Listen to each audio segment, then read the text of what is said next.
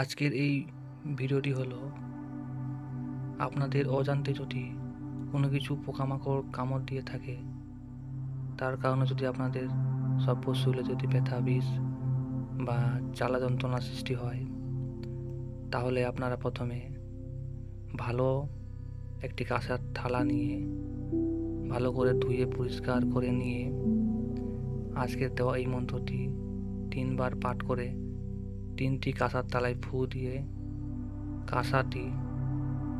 কাঁসার থালাটি পিঠে লাগিয়ে দেবেন। যাকে কামড় দিয়েছে পোকামাকড় তার পিঠে লাগিয়ে দেবেন।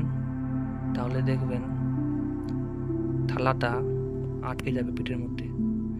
যদি থালাটা পিঠের মধ্যে আটকে থাকে, তাহলে মনে করবেন যে তার শরীরের মধ্যে কালকুটির বা কোনো কিছু পোকামাকড় বিষ আছে। আপনারা দেখবেন যতক্ষণ পিঠের মধ্যে কাঁসার থালাটি লেগে থাকবে, ততক্ষণ মনে করবেন যে বিষটি আছে। যখনই দেখবেন পিঠ থেকে কাঁসার থালাটি সরে যাচ্ছে, তখন মনে করবেন যে সম্পূর্ণ বিষ নেমে গেছে।